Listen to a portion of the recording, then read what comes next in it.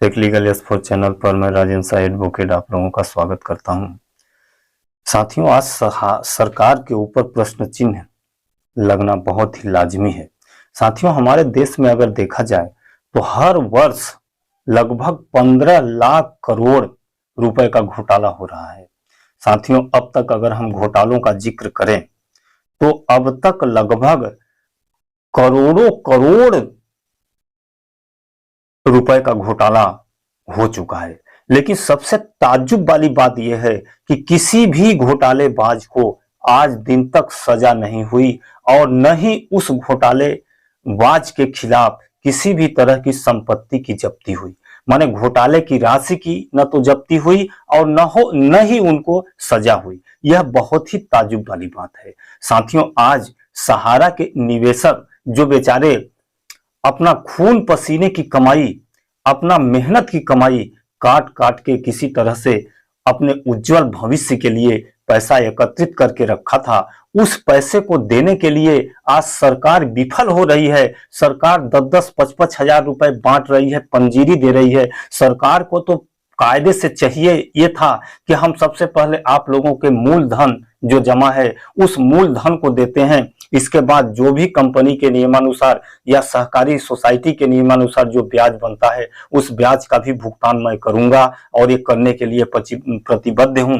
लेकिन सरकार के द्वारा इस तरह का वक्तव्य एक शब्द नहीं दिया जा रहा है, इसलिए आज यह वीडियो मैं विवश होकर बना रहा हूं। साथियों, मैं ऐसा क्यों कह रहा हूं कि हर वर्ष 15 लाख करोड़ का हर वर्ष घोटाला हो रहा है और सरकार को देना कितना है? 2 लाख करोड़, यानी 2 लाख करोड़ का भुगतान करना है और 15 लाख करोड़ का घोटाला हर वर्ष हो रहा है। ये घोटाला नहीं हो रहा है, ये एक तरह से कमीशन खोरी हो रही है 2 लाख करोड़ का हर वर्ष।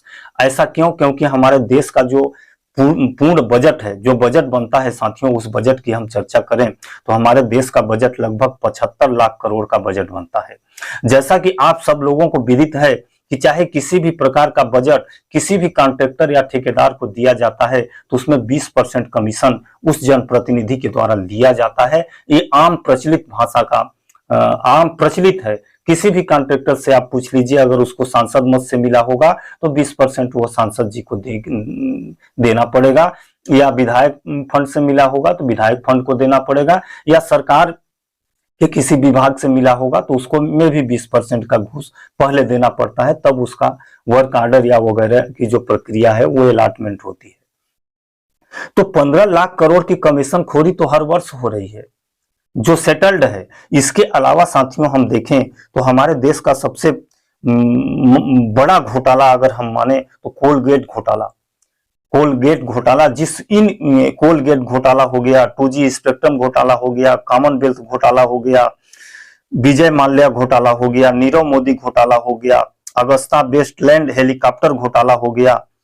इन घोटालों के बदौलत ही वर्तमान सरकार सत्ता में आई थी। अगर हम कोलगेट घोटाला की बात करें तो कोलगेट घोटाला पूरे देश में ऐसा घोटाला था, पूरे देश को जो माने हिला कर रख दिया था। ये लगभग 10 लाख करोड़ का घोटाला था।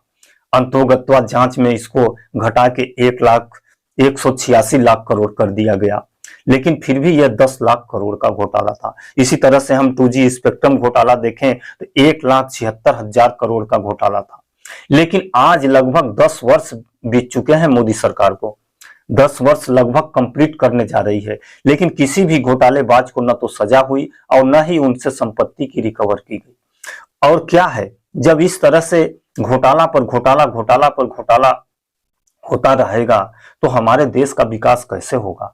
हम मानते हैं कि घोटाला हो रहा है, लेकिन उन घोटालेबाजों से आप संपत्ति रिकवर करने की शुरुआत करते, उनको आप जेल भेजने की शुरुआत करते, उनको आप सजा दिलाने की शुरुआत करते तो निश्चित रूप से आने वाले समय में लोग घोटाला करने से बचते। लेकिन सरकार चाहे पक्ष की हो, चाहे विपक्ष की हो, चाहे किसी भी पार्टी की हो, सिर्फ नाम बदलता है, काम नहीं बदलता।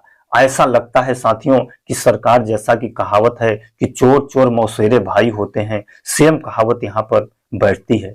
चोर चोर मौसेरे भाई, एक भाई किसी दूसरे भाई पर कदापि कार्रवाई नहीं कर सकता, और यह यथेष्ट प्रमाण है कि सरकार आज 10 साल हो गई और जिन घोटालों के बदौलत सरकार का पदार्पण हुआ था, सरकार भारी बहुमत से सत्ता में आई थी, आज 10 साल बीतने के बाद भी एक भी घोटालेबाज को सजा नहीं हुई और न ही एक भी घोटालेबाज की संपत्ति रिकवर हुई। लेकिन जो खून पसीने की कमाई है सहारा इंडिया की, उसको देने के लिए सरकार को आज पसीने छूट रहे हैं, सरकार के मुंह में एक शब्द नहीं निकल रहा है। साथियों, मैं बहुत दुख के साथ कहना चाहता हूं और इस वीडियो के माध्यम से मैं सरकार को वार्निंग देना चाहता हूं कि सरकार ये जो 15 लाख करोड़ का कमीशन खोरी हर वर्ष हो रहा है, उसमें से थोड़ा सा पॉइंट आप लोग कम कर दीजिए। अगर 0.005% भी कम कर देते हैं तो 2 लाख करोड़ का भुगतान हो जाएगा, या कि ये घोटाले के संपत्ति का आप रिकवर कर दीजिए। चाहे 2G स्पेक्ट्रम जो 1,76,000 करोड़ का हुआ था उनका रिकवर कर दीजिए, या कोलगेट घोटाला जो 1,86,000 करोड़ का हुआ था उसको रिकवर कर दीजिए, या कॉमनवेल्थ घोटाला जो लगभग 70,000 करोड़ का हुआ था उसको आप लोग रिकवर कर दीजिए, या नीरव मोदी घोटाला जो 11,400 करोड़ का हुआ था। इनमें से किसी का भी अगर आप रिकवर कर देते हैं तो सहारा इंडिया के निवेशकों का भुगतान बहुत ही आसानी से हो जाएगा। लेकिन ये 10-10, 55 हजार रुपया जो आप बांट रहे हैं, जो आप पोर्टल बना के निवेशकों को और भटका रहे हैं, उलझा रहे हैं, आपका पोर्टल चल नहीं रहा है, फिर भी बेचारे दिन रात बैठ के निवेशक वहां आस लगाए बैठे हैं कि पोर्टल चलेगा, हम आवेदन करेंगे। अरे जिनका 10 लाख 5 लाख रुपया जमा है, 2 लाख 3 लाख जमा है, उनको 10,000 रुपया आप देंगे ही, तो उस 10,000 से क्या होगा। साथियों, मैं इस वीडियो के माध्यम से निवेदन करना चाहता हूं कि आप लोगों ने लगभग आज दिन तक हमारे देश में अगर देखा जाए तो 150 से अधिक घोटाला हुआ है, और 150 से अधिक सारे घोटालों को जोड़ दिया जाए तो करोड़ों करोड़ लाख करोड़ का घोटाला हुआ है। उन घोटालों के खिलाफ तो आप लोग एक कार्रवाई नहीं कर सके, एक घोटालेबाज को सजा नहीं कर सके, और जो बेचारे खून पसीने की कमाई जमा किए हैं उनको देने के लिए आप पंजीरी बांट रहे हैं। आप जो 70 लाख करोड़ का बजट बनाते हैं, उस 70 लाख करोड़ में से 5 लाख करोड़ का बजट आप इस तरह से चिट फंड कंपनियों में जो पैसा लेके भाग गई हैं उनको निवेश के लिए बना दीजिए, फिर उन कंपनियों के खिलाफ कार्रवाई करवाइए, तब तो आपका माना जाएगा कि आप न्याय हित में कोई कदम उठा रहे हैं, अन्यथा क्या माना जाए।